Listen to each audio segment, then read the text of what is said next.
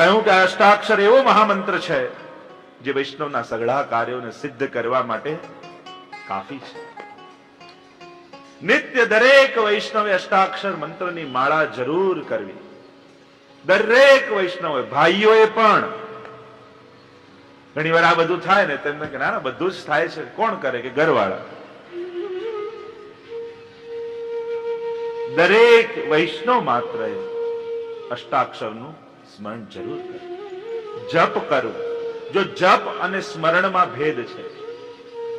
ઘણી વાર લોકો પૂછતા હોય કે જપમાં સંખ્યા ગણવી કે ન ગણવી. ઘણી વાર લોકો એમ પણ કહેતા હોય કે ગણવાની જરૂર નથી, મનમાં આવે એટલી વાર કરો. ઘણી વાર એવું પણ વાંચવા મળે કે 3 માળા કરવી, 108 વાર નામ લેવા, 1 માળા ફેરવવી. એમાં તો ગણતરી પૂર્વક કરવું કે ગણતરી નહીં કરવી? જપમાં ગણતરીનું મહત્વ છે અને સ્મરણમાં ગણતરીનું મહત્વ નથી. સ્મરણ તો અહર્નિશ કરતા રહેવું, એમાં ગણતરી ન હોય. પણ જપ કરવા બેસીએ તો ત્યાં સંખ્યાનું પણ મહત્વ છે. 108 સંખ્યા, અનેક અનેકના ભાવો છે ને 108 ના. નવધા ભક્તિ છે અને પ્રભુના 12 અંગ છે. દ્વાદશાંગો હિ પુરુષાહ, તો 12 નવા 108. તો પ્રભુના એક એક અંગમાં નવધા ભક્તિ સિદ્ધ થાય, એનું પણ 108 નો ભાવ છે. અનેક અનેક એના ઘણા બધા ભાવો શાસ્ત્રોમાં આપ્યા છે. અષ્ટાક્ષર મહામંત્રનું સ્મરણ કરતા રહેવું મનમાં. કોઈ પણ સ્થિતિમાં હોઈએ. વાચિક, માનસિક અને ઉપાંશુ 3 પ્રકારના જપ બતાવ્યા. વાચિક એટલે ઉચ્ચારણ કરીને બોલવામાં આવે. જપમાં એની પણ મહત્તા છે. તમે બોલો અને એટલું શબ્દ બોલવો જેટલો કાન સુધી પહોંચે. એ તો ઘણી વાર અમારો મુકામ હોય કે આમ હોય ને, ત્યાં જે પાઠ કરવા બેઠા હોય ને એમ ન બોલતા હોય, પણ જયારે એમ લાગે કે જે સાંભળી રહ્યા છે, શ્રી કૃષ્ણ શરણમ મમ, શ્રી કૃષ્ણ શરણમ મમ, એવા મોટે મોટે તો બોલવું, ઉચ્ચારણ કેટલું થવું? જેટલું આપણા કાન સુધી પહોંચે એટલો શબ્દનો ધ્વનિ આવવો જોઈએ. એટલે એક માળા નિર્માણ થાય. તમે બોલો, શ્રવણ થાય, પાછું મુખમાં આવે, પાછું શ્રવણ થાય, પાછું મુખમાં આવે. વાચિક જપ. બીજો છે ઉપાંશુ, એટલે હોઠ ફફડે પણ અવાજ ન નીકળે. અને ત્રીજો પ્રકાર છે માનસિક જપ. ખરેખર જોવા જાવ તો માનસિક જપ કરાતો નથી, એ તો ફલદશા છે. સંતને પૂછ્યું કે માળા ક્યાં સુધી કરવાની? સંતે કહ્યું કે થવા ના લાગે ત્યાં સુધી. માળા ક્યાં સુધી ફેરવે? કે થવા ના લાગે ત્યાં સુધી. જયારે મન કરતું થઈ જાય પછી ભલે ને મૂકી દો. માનસિક જપ, માનસી સા પરામતા. સેવામાં પણ 2 શબ્દો છે, એક માનસી સેવા અને બીજું સેવાની માનસી. આપણે જે કરીએ એ સેવાની માનસી છે, એ ચિંતન છે, એ અનુસંધાન છે, એ ભાવનાઓ છે, એને સેવા ન કહેવાય. પણ માનસી સેવા તો તનુ વિતજા દ્વારા સિદ્ધ થાય, એ ફલરૂપા છે. પણ કઈ જ ન કરતા હોય ને કે અમે તો માનસી સેવા કરીએ, તો એ માનસી સેવા ન કહેવાય, એ ભાવના કરી કહેવાય સેવા. અષ્ટાક્ષરનું સ્મરણ કરવું જીવે. આગળ શ્રી હરિરાય મહાપ્રભુજી કહે કે આ બધું લૌકિક છોડવાનું કહ્યું તો ખરા, પણ ભક્તો એમ કહે છે કે જો બધું જ લૌકિક છોડી દઈએ તો સમાજમાં અમારો અપયશ ફેલાવા લાગે, અપકીર્તિ થવા લાગે. અને અપકીર્તિ થાય અને અમારું મન એટલું દ્રઢ ન હોય કે અપકીર્તિને પચાવી શકીએ, તો શું કરવું? તો એનો ખુલાસો આપતા શ્રી હરિરાય મહાપ્રભુજી 10મા શ્લોકમાં આજ્ઞા કરતા કહે, યથા કથંચિત કર્તવ્યો વ્યવહારો હિ લૌકિકઃ અપકીર્તિ ભયાતેન બુદ્ધિ શૈથિલ્ય સંભવા. હરિરાયજી કહે છે, જો કીર્તિ અને અપકીર્તિને પચાવી શકે એટલું સક્ષમ તમારી બુદ્ધિ ન હોય તો પછી થોડા થોડા અનાસ્થાએ લૌકિક કર્મો કરવા. વ્યવહારમાં વૈષ્ણવે ચતુર રહેવું, પણ અનાસ થયા. લૌકિક વ્યવહારમાં વૈષ્ણવે ચતુર રહેવું તો પછી પણ કોઈની અનુકરણ કરીને બધું છોડી દેશો તો મનમાં ઉદ્વેગ આવશે. કોઈ તમારા માટે ગમે તેવું બોલે અને તમારા મનમાં ઉદ્વેગ આવતો હોય તો સાવધાન થઈ જવું કે હજી મારું મન દ્રઢ થયું નથી. હજી મારા મનમાં કોઈ નિંદા કરે તો ઉદ્વેગ થાય છે, કોઈ કીર્તિ ગાય, કોઈ યશગાન મારું કરે તો મને સુખનો અનુભવ થઈ રહ્યો છે, તો સાવધાન થઈ જવું. યશમાં જો સુખનો અનુભવ થાય છે તો અપયશમાં દુઃખ થવાનું આ નિશ્ચિત વાત છે. અને ઘણી વાર નિંદા આપણે પચાવી જઈએ છીએ પણ યશ પચાવી શકતા નથી. ઘણી વાર નિંદા માણસ પચાવી જાય પણ યશ પચાવવો બહુ અઘરો છે, પચતો નથી. તો અહીંયા હરિરાયજી કહે છે કે તો લૌકિક ક્રિયાઓ કરવી અનાસ થાય. વ્યવહારમાં એટલા ચતુર રહેવું કે બધાને એમ લાગે કે ના ના આમનો તો અમારા માટે બહુ પ્રેમ છે. દરેક લૌકિક સગાઓને એમ લાગે કે ના ના આ તો બહુ પ્રેમ, બહુ વ્યવહાર, બહુ સાથ, પણ અંદરથી તો આપણું મન કેવલ ઠાકોરજીને પ્રેમ કરતું હોય. સંસારમાં પ્રેમ પૂર્વકનો વ્યવહાર અને પ્રેમ ઠાકોરજીમાં રાખવા. વ્યવહારમાં એટલા બધા ચતુર રહો કે દરેક કોઈને કહેવાનો મોકો જ ન મળે.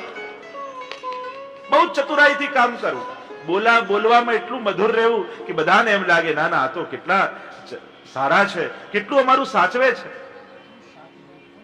અને એને કારણે તમે નિંદાથી બચશો. મહાપ્રભુજી તો આજ્ઞા કરે છે દુઃખ ત્રિદુઃખ સહનમ ધૈર્ય. મહાપ્રભુજી કહ્યું કે ત્રણેય પ્રકારના દુઃખો સહન કરવા એ જ ધૈર્ય છે. પણ મહાપ્રભુજી એમ પણ આજ્ઞા કરે છે પ્રતિકારો યદચ્છાત સિદ્ધસ્યેનાગ્રહી ભવેત. દુઃખ દૂર કરવાનો ઉપાય મળી જાય તો પછી ભોગવવાનો આગ્રહ નહીં રાખો. તમને ખબર છે કે આટલું કરવાથી દુઃખનું નિવારણ થઈ જાય છે, પણ ના હું તો વૈષ્ણવ, હું તો આમ જ કરીશ અને હું તો ભોગવીશ જ, એમ કરીને પરાણે અપજસ માથે નહીં ઓઢવો. મહાપ્રભુ તો કહે કે દુઃખ દૂર કરવાનો ઉપાય થઈ ગયો, બીમાર પડ્યા છો તો દવા ખાવાથી મટી જાય છે, પણ ના ના મને તો ઠાકોરજી મટાડે તો જ મટાડું. અરે ઠાકોરજીએ જે ડોક્ટરને શીખવાડ્યું છે. દુઃખ દૂર કરવાનો ઉપાય મળી જતો હોય, એના લગ્નમાં જઈ આવવાથી આટલો બધો પ્રપંચ ન થવાનો હોય તો લગ્નમાં હાજરી આપી આવો. પછી એવો હઠાગ્રહ પણ નહીં રાખવો કે ના ના શિક્ષાપત્રમાં આવ્યું છે લૌકિક તોડી નાખો એટલે બધું જ તોડીને બેસી જાઓ અને એને કારણે અપજસ તમને થાય. હરિરાયજી બધાના ખુલાસા આપે છે. દરેક કક્ષાવાળા જીવોની વાત હરિરાયજી કરે છે. આપણને જાણે છે ને કે આની કક્ષા કેટલી છે, એટલે બંને વાત કરી. લૌકિક ત્યાગવાની એ કરી અને અહીંયા પણ કર્યું કે એનાથી નિંદા થાય અને નિંદાથી જો તમને ઉદ્વેગ થતો હોય તો એના કરતા એ કાર્ય કરી આવું સારું છે. અહીંયા પંચમ શિક્ષાપત્રને શ્રી હરિરાય મહાપ્રભુજી વિરામ આપી રહ્યા છે. શ્રી હરિરાય મહાપ્રભુજી કી જય. શિક્ષાપત્ર છઠ્ઠું, 15 શ્લોક અને છઠ્ઠા શિક્ષાપત્રનો વિષય છે ધૈર્યનું રક્ષણ અને જીવોના ભેદો. કેટલા પ્રકારના જીવો છે અને આપણા મનના ધૈર્યનું રક્ષણ કેમ કરવું. પ્રભુની ઈચ્છા અનુસાર જીવો પ્રગટ થાય છે. 3 પ્રકારની પ્રભુની ઈચ્છાની વાત છઠ્ઠા શિક્ષાપત્રમાં શ્રી હરિરાય મહાપ્રભુજી કરે. 3 પ્રકારની ઈચ્છા અને 3 પ્રકારની ઈચ્છાથી 3 પ્રકારના જીવો પ્રગટ થયા છે સંસારમાં. એક મૂળ ઈચ્છા, બીજી વેદ ઈચ્છા અને ત્રીજી સ્વ ઈચ્છા. મૂળ ઈચ્છાથી પ્રવાહી જીવો પ્રગટ થયા, વેદ ઈચ્છાથી મર્યાદા જીવો પ્રગટ થયા અને સ્વ ઈચ્છાથી પુષ્ટિ જીવો પ્રગટ થયા.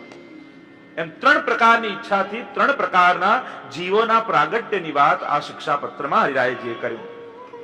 અને 5 શિક્ષાપત્ર લખાયા અને એ દિવસે રાત્રે હરિરાયજીને સમાચાર મળ્યા કે ગોપેશ્વરજીના વહુજી લીલામાં પહોંચી ગયા છે. અને એટલા માટે રાતના 6થું શિક્ષાપત્ર લખવા માટે જ્યારે હરિરાયજી બિરાજ્યા અને સમાચાર મળ્યા કે ગ્રહનો ભંગ થયો છે અને એ 6થા શિક્ષાપત્રમાં પ્રાતઃકાલ હરિરાયજી લખે અને પહેલો શ્લોક હરિરાયજીએ કહ્યું કાનને વિષરૂપ લાગે એવા ગૃહભંગના સમાચાર સાંભળ્યા અને ચિત્તનું સમાધાન થાય એટલા માટે હું લખી રહ્યો છું. હરિરાયજી પોતાનું દુઃખ અહીંયા વ્યક્ત કર્યું છે.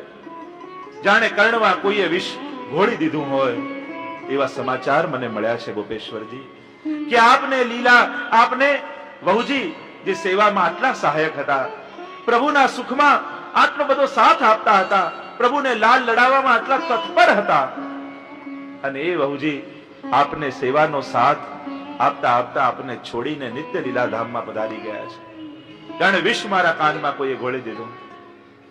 આપનું ચિત્ત ઉદ્વેગિત થયું હશે, પણ એ ચિત્ત શાંત બને એટલા માટે હું લખી રહ્યો છું. અને એમ કહેતા તૃતીય શ્લોકમાં પ્રભુ અને જીવનો પરિચય કરાવતા હરિરાયજી કહે, પ્રભુ અને જીવ બંનેના સ્વરૂપનું જ્ઞાન કરાવ્યું ગોપેશ્વરજીને. જીવ શું છે અને પ્રભુ કોણ છે? કેવા છે પ્રભુ? કે સર્વેશ્વર, સર્વજ્ઞ અને સકરુણ.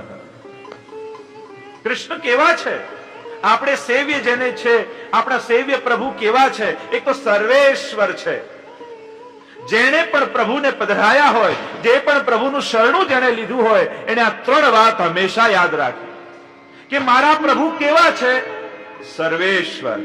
આનાથી મોટું જગતમાં બીજું કોઈ નથી. એટલે મારું મન લૌકિક સકામ ભક્તિને કારણે જો ભટકતું હોય તો ભગવદ ગીતામાં ભગવાન કહે છે કે લોકો દેવતાઓને જ્યાં જ્યાં ભજે છે એ દેવતાઓ પણ મારી પાસે લઈને આપે છે.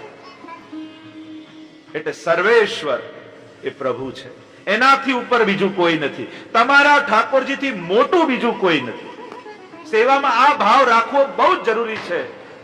આ ભાવ નહીં આવે તો ચિત્ત ભટકતું રહેશે, હંમેશા શોર્ટકટ ગોતતું રહેશે કે અહીંયા જઈ આવું, અહીંયા કરી આવું, અહીંયા ભરી આવું, અહીંયા ધરી આવું.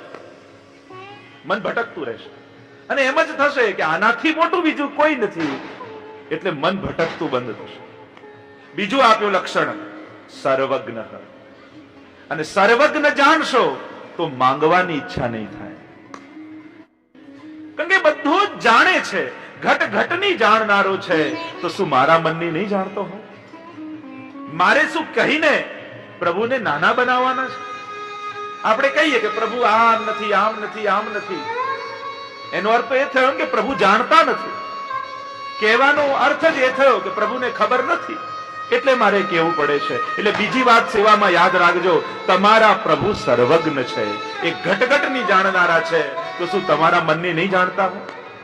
અને એટલે જ વિવેક ધૈર્યાશ્રયમાં તો મહાપ્રભુજી કહે પ્રાર્થના ન કરશો, કારણ કે પ્રાર્થનાનો અર્થ જ એ થાય કે પ્રભુની ઈચ્છામાં તમારી સહમતિ નથી, પ્રભુ જે કરે છે બરાબર નથી. એનો અર્થ એ જ થયો.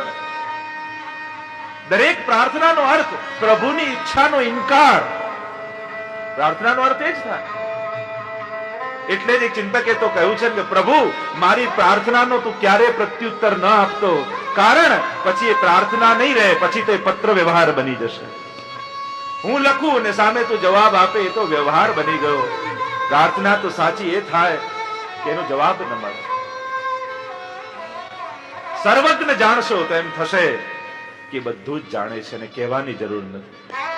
અને ત્રીજી વાત સકરુણ, એ અતિશય કરુણાવાન છે.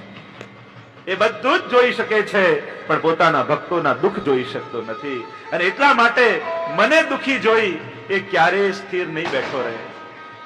આપણે ભાગતા રહીશું તો પ્રભુ બેઠા રહેશે, અને આપણે એમના ચરણોમાં બેસી જઈશું એ દિવસે ઠાકોરજી આપણા માટે ભાગવા લાગશે. આપણે ભાગતા રહીશું તો એ બેઠા રહેશે, ભાગવા દો. પથરાઓ પેલો કથામાં આવે છે ને કે એક ભક્તને બધા મારતા હતા અને પ્રભુ નિકુંજમાં ભોજન કરતા હતા અને ઉભા થઈને ભાગ્યા, પણ દ્વાર પાસે ગયા તો પાછા આવીને બેસી ગયા ભોજન કરવા. સ્વામીજીએ પૂછ્યું કે પ્રભુ આ શું લીલા કરી? હમણાં તો આપ ઉભા થઈને ભાગ્યા અને પાછા આવીને બેસી ગયા. ત્યારે પ્રભુએ કહ્યું કે મારા એક ભક્તને બધા મારી રહ્યા હતા પથ્થરથી, એ મને પોકારી રહ્યો હતો. તો સ્વામીજીએ કહ્યું તો પાછા કેમ આવી ગયા?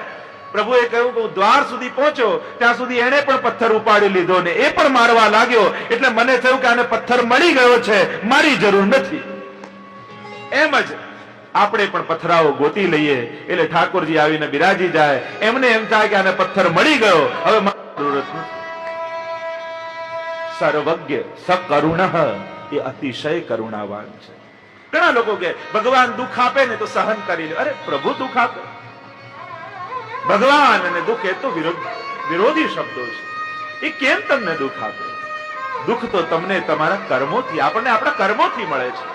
પ્રભુ ક્યારેય કોઈને દુઃખી કરતા નથી. એ તો કરુણાવાન છે. તો પ્રભુના 3 લક્ષણ બતાવ્યા અને જીવના લક્ષણ બતાવતા કહ્યું અસમર્થ. અસમર્થો, જીવ કઈ જ કરવાને સમર્થ નથી. આપણે સેવા કરવાને પણ સમર્થ નથી. આ તો ઠાકોરજી કૃપા કરીને આપણી પાસે કરાવડાવે છે. ધ્રુવજીએ સ્તુતિ કરતા એ જ કહ્યું યોંત પ્રવિશ્ય મમ વાચમીમામ પ્રસુપ્તામ સંજીવયત અખિલ શક્તિધર સ્વધામના. પ્રભુ આપની સ્તુતિ હું કરી શકું એમ નથી. આપ જ હૃદયમાં બિરાજીને બોલાવડાવો છો. અમારી પાસે ક્યાં તાકાત છે? જ્યારે અંદર રહેલા એ આત્મા રૂપ પરમાત્મા અંદરથી નીકળી જાય અને આ દેહ પડ્યો હોય ત્યારે દેહ કયું ગુણગાન કરી શકવાનો છે? કઈ સેવા કરી શકવાનો છે? કઈ જ કરી શકતો નથી. અસમર્થ છે. હંમેશા વૈષ્ણવે પોતાની અસમર્થતાનું જ્ઞાન ચિત્તમાં રાખ્યું. હું કઈ જ કરવાને લાયક નથી, હું કઈ જ કરવાને સમર્થ નથી. અને બીજું જ્ઞાન શૂન્ય. જીવનું બીજું લક્ષણ આપ્યું મારામાં કોઈ જ જ્ઞાન નથી. હું બધું જ જાણી ગયો, એના કરતા મોટો કોઈ અજ્ઞાની નથી. અને જે જ્ઞાની છે એનું પહેલું લક્ષણ છે કે હું કઈ જાણતો નથી. જ્ઞાન શૂન્ય જીવ છે.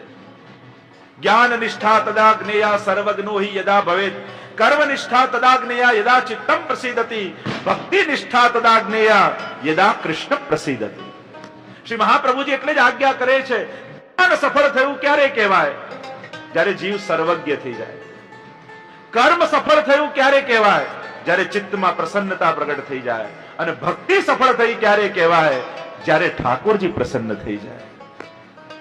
જેમાં પ્રભુની પ્રસન્નતા થાય ત્યારે માનજો કે આજે મારી ભક્તિ સફળ બની ગઈ.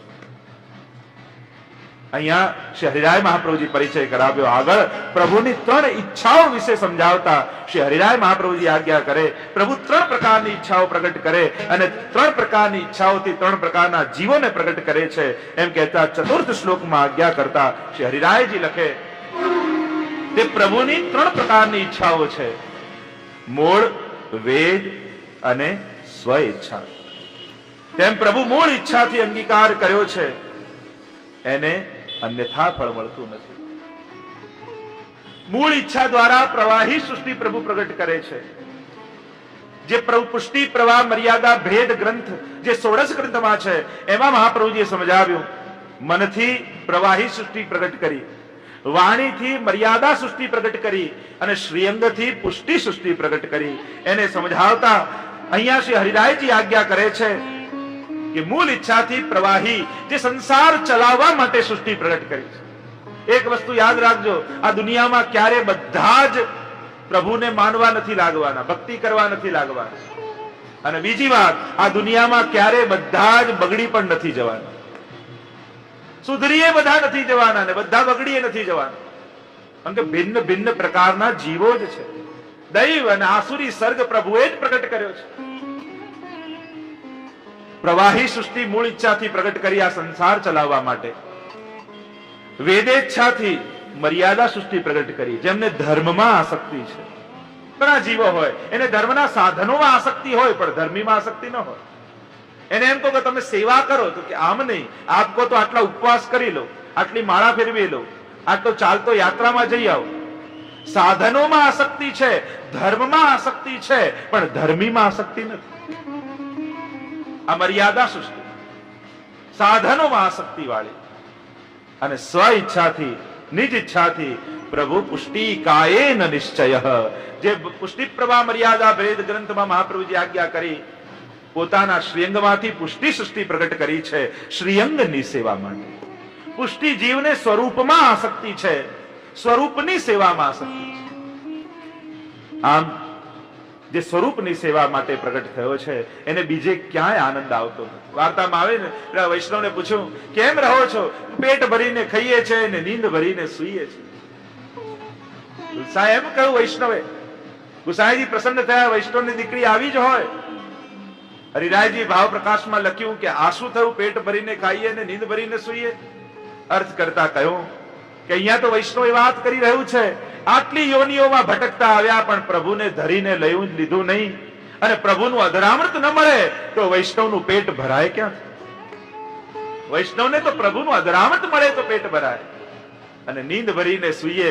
બારગામ કેટલાય ફરતા રહીએ પણ ઘરે આવીને તૂટેલા ખાટલામાં ઘરે જ્યારે સૂઈએ ને ત્યારે જ નીંદ ભરીને ઊંઘ આવે. એમ બધી જ યોનિઓમાં ભટકતા રહ્યા પણ પુષ્ટિ માર્ગમાં આવ્યા ત્યારે હવે નિશ્ચિંત થઈને સૂતા રહ્યા કે હવે અમારી અન્યથા ગતિ નહીં થાય, હવે સાચા ઘરમાં આવ્યા ગયા.